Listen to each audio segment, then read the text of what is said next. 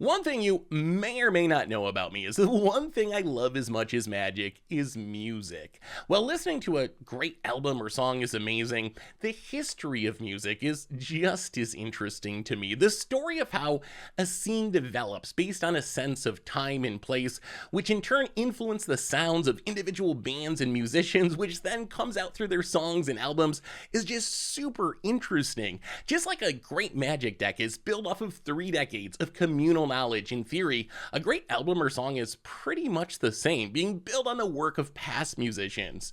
As a result, when Wizards finally officially released the new March of the Machines Aftermath set, it felt familiar, almost like I'd seen it before somewhere. This is probably in part because many of the cards in the set feel like they could have been in March of the Machines proper. It was almost like they were leftover cards that didn't make the main set for one reason or another.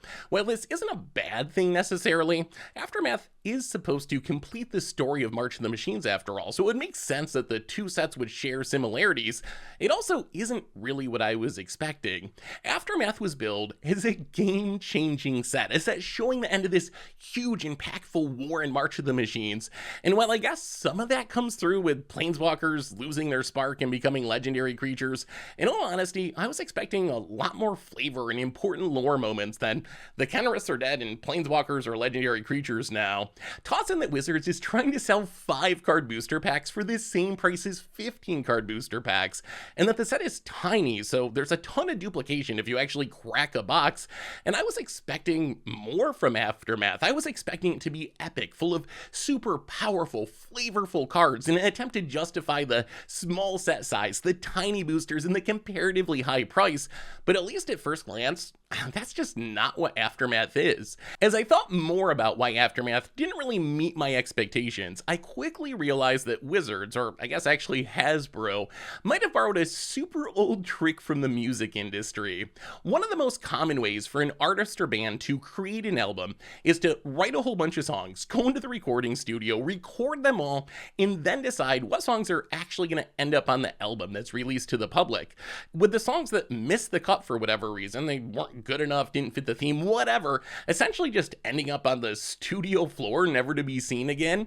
One thing we've talked a lot about lately is the pressure on Wizards to make more and more cards and more products. The numbers of both have snowballed massively in just the last 2 or 3 years, and the financials we've seen from Hasbro makes it clear that Magic in specific and Wizards in general is pretty much the only thing keeping the company afloat at this point, with many of their other products and divisions actually losing money. As such, Hasbro needs Wizards to make as many products as possible, because the money that Wizards brings in is pretty much the only thing keeping Hasbro profitable at this point. The pressures in the music industry are actually very similar. It often takes a band or an artist several years to make a single album, which doesn't always work for record labels. If you have a profitable and popular band, you want them to release as many albums as possible, because the more songs and albums they put out, the more money the record label's gonna make. As a result, one of the music industry's tricks to keep the money flowing between albums is to piece together what are essentially leftover albums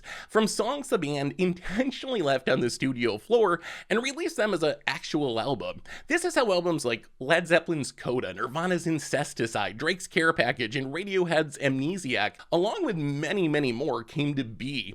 The bands had recording sessions to work on an album, a bunch of songs didn't make the cut, and eventually those leftovers end up being made into an album, in many cases specifically to fulfill either the desires of the record label or sometimes contractual obligations to the record label that owns the musician's work. In some of these cases, you could argue that these albums are just straight up money grabs, taking advantage of a fandom by releasing subpar material that the band might have not ever wanted to be released, simply to make a little extra money while the label waits for the next real album. This isn't to say all leftover albums are bad. Hardcore fans are often happy to get any new material from a band that they love, regardless of how it ends up being released, but if we're being honest, there's a reason that the songs that end up on leftover albums didn't make it into the respective albums in the first place.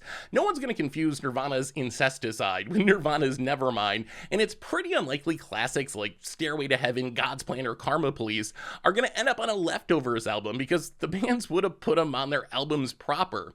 In many ways, Aftermath feels like Magic's version version of a leftover album.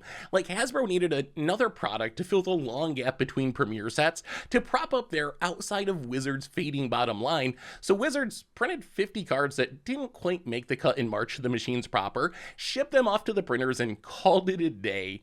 Outside of the gimmick of Planeswalker characters as legendary creatures, there just isn't much in the set that's inspiring in my opinion, and perhaps even worse, especially for a set that was billed as game-changing. The lore and flavor, supposedly the biggest calling card of the set, is mostly missing. Much like a leftover album, hardcore fans are still gonna buy Aftermath.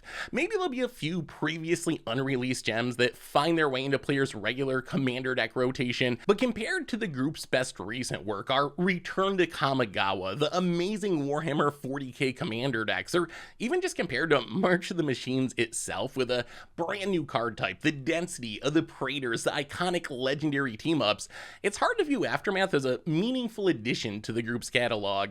Instead, at least to me, it feels like Hasbro Records needed an infusion of cash, dug around through the cardboard left over on the cutting room floor after the March of Machines sessions, threw them together into a weird mini-album of B-sides and tracks that weren't quite up to the standards of March of the Machines, and are now trying to sell it to fans for full price as a real album. So what are fans to do? I would say the same thing you should do with a leftover album. Give the set a look, see if there's any hidden gems that accidentally got left on the cutting room floor, and if there are, add the singles to your playlist. But at least in the world of music, I'd argue there's very few leftover albums that are actually worth buying in full, especially for a casual fan. There's just not enough depth, there's not enough hits to justify paying full price for the whole album. So my advice would be to skip buying a box of Aftermath and just snag the singles that you love.